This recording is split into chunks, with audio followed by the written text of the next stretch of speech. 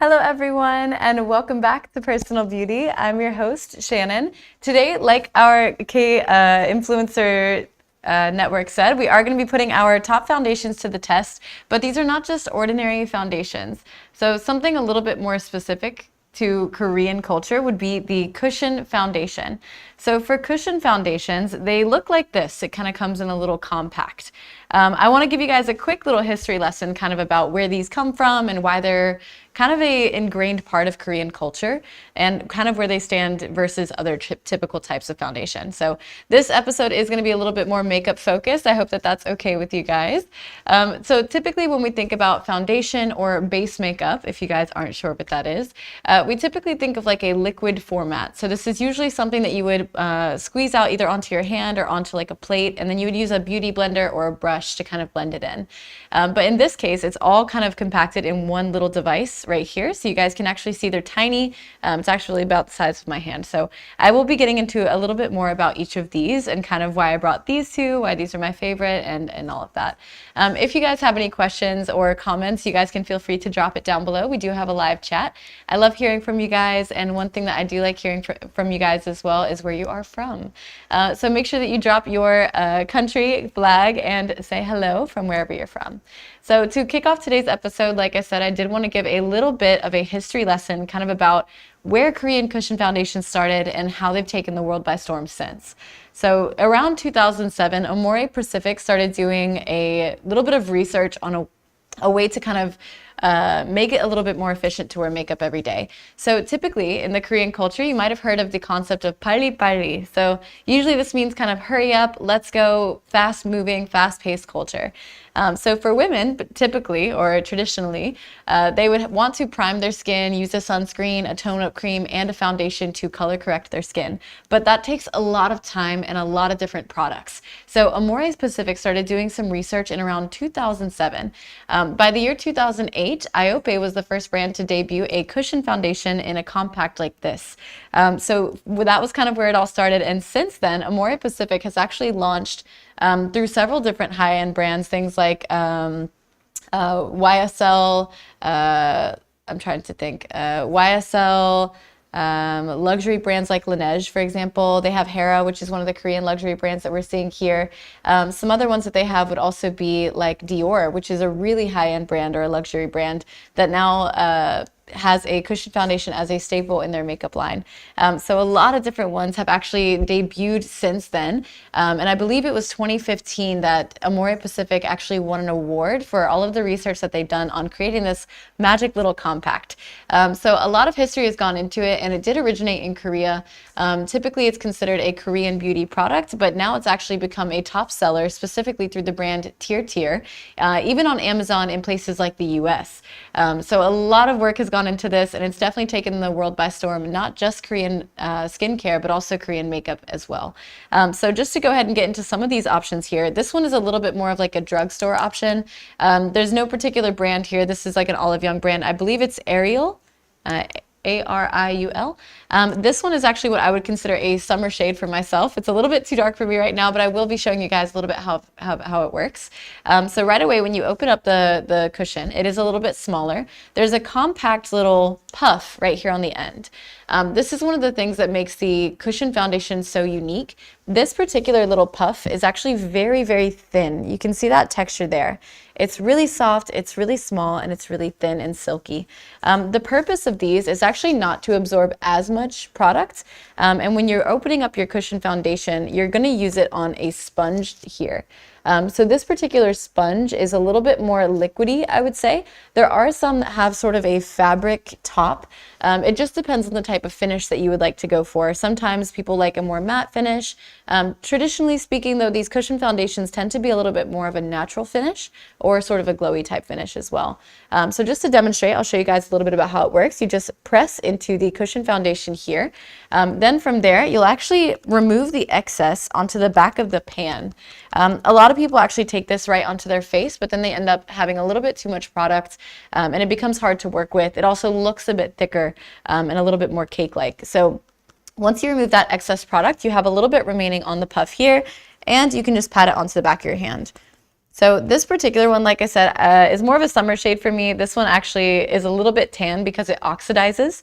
Oxidation when it comes to makeup, you guys, typically means that it turns sort of orange, which is not bad for the summertime. This is great for that nice glowy undertone. But for me right now, this would be maybe a little bit like I dipped into a bag of Cheetos. So you guys can kind of see that finish there. I'll put this down and show you a little bit more clearly. So this finish is a little bit more glossy, a little bit more glowy. Of course, there is no sort of base on my hand. I did not do a full skincare routine or use primer here, but typically this is going to have a little bit more of a glowy finish. So like I said, this is one that I would use more in the summertime because this one is actually chemically and makeup-wise a little bit thinner and lighter. That is one of the good things about these compacts or these cushion foundations. They're built to be a little bit more buildable. Buildable meaning that you can apply and make it to the certain thickness that you want it to be or the coverage that you want it to be. Typically speaking, these are going to be anywhere from medium coverage to light coverage. Then you can kind of build up from there. So this is one that I have on my shelf that I haven't dipped into yet for this year. But now I'm going to move on to my go-to, my all-time favorites. This one is always in my bag. I have used this one for years, and it's going to be hard for me to kind of, discontinue my loyalty and move to my summer shade. This one is actually the Hera Cushion Foundation. Like I said, Hera is a little bit more of a luxury brand in Korea, specifically when it comes to beauty products. So this would include makeup, skincare, things like that. In this case, the only reason I actually started using this one is because they started promoting it in Olive Young a little bit more, which typically speaking was more products like Laneige or Illyune or things like Kill Cover, which is another really good option for foundation. But once they started debuting this one, I was looking for something that wasn't super glossy. I know that we all love that glass skin, sort of shiny, wet Korean look, but it doesn't always suit my skin type. Plus, I find it a little bit difficult in the summertime where here it's very humid. Really difficult to kind of deal with that greasy, wet look. So I wanted to go for something with a little bit more of a natural finish, and this one was the most top rated on sites like Huawei and Olive Young. So this is the one that I reached for. Since I've started using it, it's become one of my all-time favorites. You can see that this one is well loved. It's a little bit more beat up. This is in the shade 21N1 Vanilla. And this would be my winter shade or what I'm wearing now. So this puff is a very similar style. It's really small, very slim, very thin. And the actual cushion, you can see the little emblem right there. This one does look a little bit drier by comparison because this one is a little bit more used. But typically speaking, you can actually see there's not much left. I actually need to get a new one at some point. But typically speaking, this one's actually going to come off a little bit less wet. So I will have to remove the excess here. There is a lot of product, even though it doesn't look like it. And then when I use this one on my hand, you're going to notice that this one blurs a lot more quickly. I'll use the other side here. Okay, so right away, this one is kind of blending in with my skin tone a little bit more. Like I said, this is the one that I typically reach for. But this one, the texture comes off a lot more skin-like. So let me show you guys here. I don't know if you guys can see that. The comparison, this one is definitely a little bit thicker coverage. This one's a lot more skin-like. Even in texture, the way that it feels, this one just feels a little bit lighter, a little bit more comfortable. Not saying that there's a bad option or a good option, but that's just kind of my preference. So for now, I will say this is going to be kind of my top-rated one, but I'm forever loyal to this particular one. So this next product here, this is actually something that is not a cushion foundation on its own, but it's something that I found really unique. I picked this one up in Olive Young. This is just an additional compact cushion. Actually, what I use this for is blurring other products together. So for example, this would be things like liquid blush, blurring that out and trying to match it with foundation and make it look a little bit more smooth, a little bit lighter, a little bit more blended and more natural. Also, I use this one particularly for concealer. So concealer for me, because I have very deep set eyes, tends to crease right underneath here. So Korea actually has these really cool puffs. Compared to the cushion foundation, this one's actually a little bit thicker.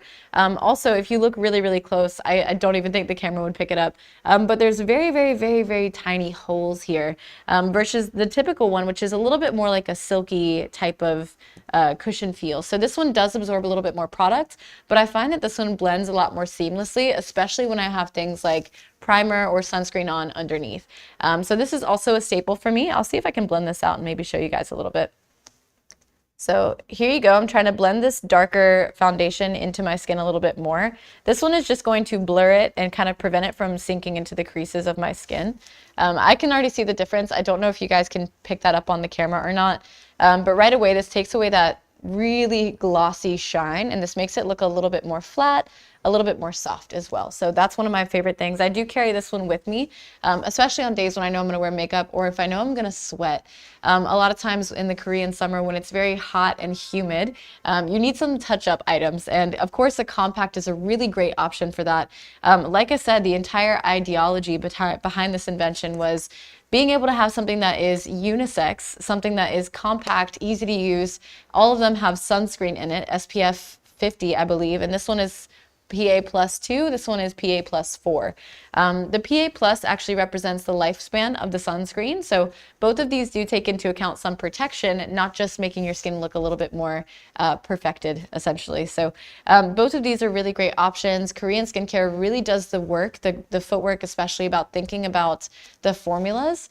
That's one of the reasons that I like the Hera one as well. This also doubles as a tone-up cream and a color correction situation. So it does depend on your base tone, but a lot of times the science and the technology that goes behind these formulas is meant to color correct as well, which is a really great option for you guys if you have like redness or dark under eye circles and things like that. So that's enough of me gabbing about the makeup. I want to talk to you guys a little bit more. Let's go ahead and get into the comment section.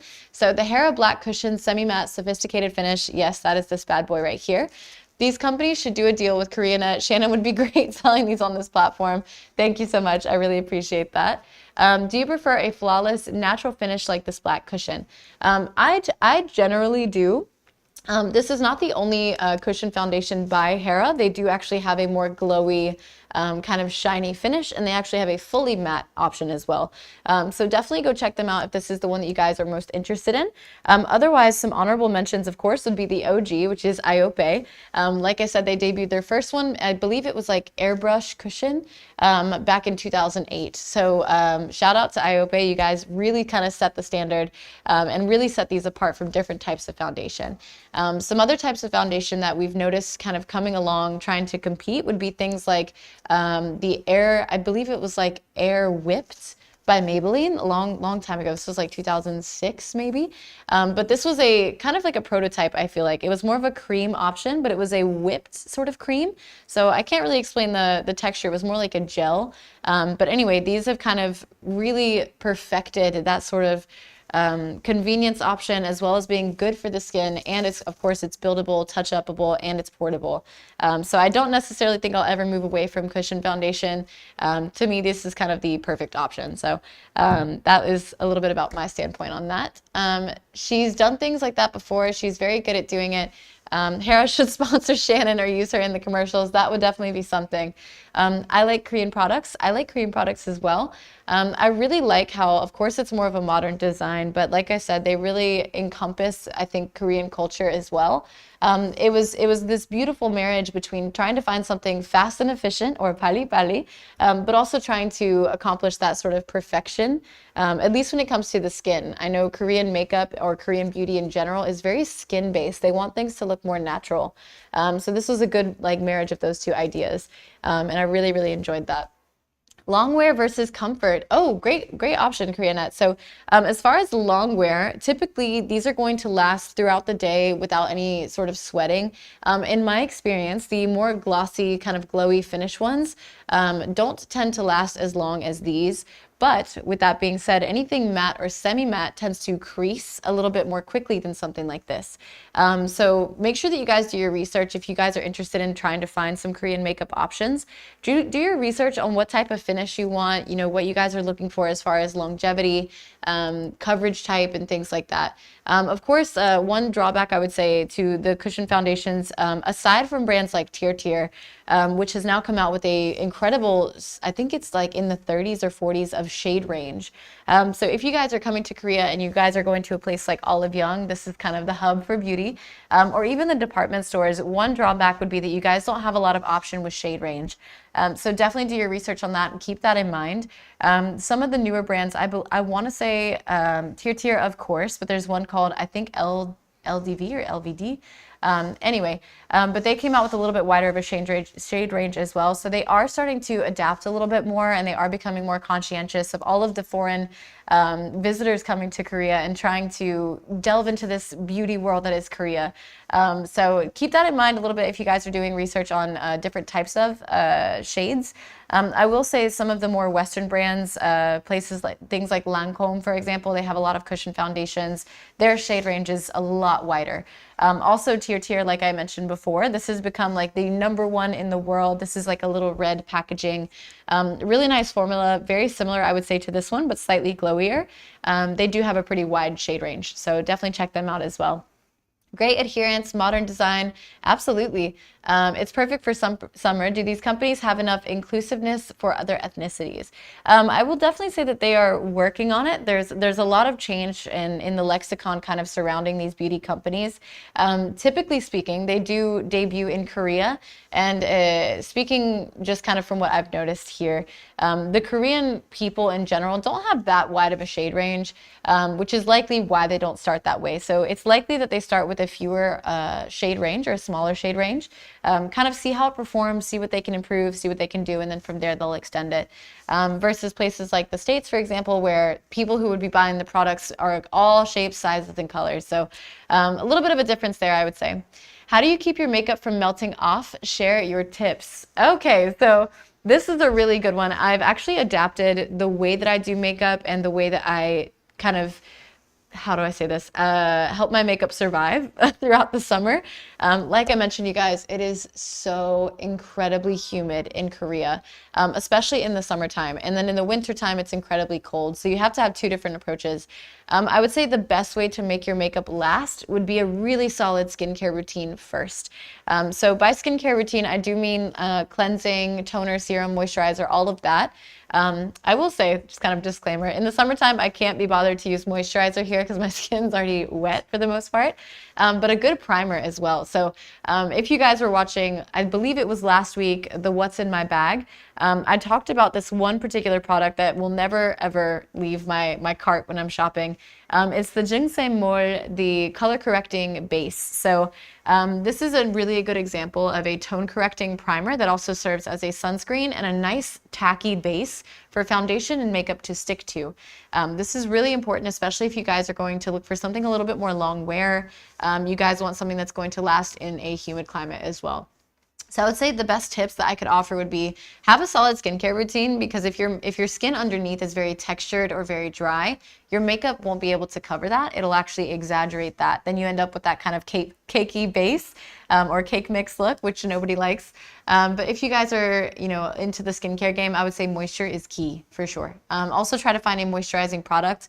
And a big thing, guys, when you guys are looking for a foundation, no matter if it's liquid or cushion or whatever, you have to be sure that the products that you're using for your skincare base and your makeup are the same base. So there is a difference between water-based and oil-based. If you guys ever did that experiment when you were really young, like in elementary school, water and oil don't mix. So if you guys mix a water base and an oil base, it's going to split your makeup and you'll end up with that pilling, as well as it might start to come off on your more oily areas. So definitely look out for that. It's important to know the ingredients and the bases of the products that you're using. Your dad is here. Hi, Dad. Nice to see you. So for everybody that is tuning in or that is new to the chat, my dad is a consistent viewer all the way from North Carolina. So we do have some Americans in the chat. I think we also have a couple Koreans. I think we have Australian as well. Shout out to Nathan. He's been a longtime viewer of the show as well. Any tips on what to avoid while applying makeup or on any certain products? When you're applying makeup, I would say for concealer is going to be those hot spot areas like under the eyes, around the nose. Don't layer it with foundation. The foundation tends to crease a little bit more easily. It also tends to exaggerate textures a little bit more easily. Concealers are meant to blur. So if you're putting concealer here and foundation here, great, but don't layer the two. I would say less is more in this case. You can always build up a little bit more, but try to do your best to minimize the amount of product that you're using. That's kind of the best way to go about it, especially when I've been on set doing commercials or YouTube and other stuff, and I've had my makeup professionally done. There's a massive emphasis, at least in Korea, like getting my makeup done in Korea is an entirely different experience than in the States as well. But we can talk about that in a little bit. I would say that there's a massive emphasis on using less to kind of promote this natural skin texture appearance. Like I said before, there's a big emphasis in Korea on having a more natural base. You won't find a lot of like heavy contours or blushes and things like that, which is why these are really great options. They're very blurring, they're very light, and it's really easy to kind of mix it with other products. But I would say in Korea, there's a big emphasis on just emphasizing the skin, making it look a little bit more natural, more skin-like, more textured, which is actually a good thing. This makes it look a little bit more normal, I would say. Getting my makeup done in Korea, they always start with these like sticky pads. I don't even know what it's called. I'll have to ask a makeup artist next time I get my makeup done. But they always put these little sticky pads on the cheeks. This is to minimize the pores and also reduce the oil that comes out naturally. Then they'll do like just a little bit of concealer in areas where they need to, and they'll try to blur it with like some light cushion or something. So very, very light makeup, I would say. Trying to use less, I think, is the better option. It's not 2008 with the block eyebrows and like the heavy makeup. So less is more, you guys. Show your skin.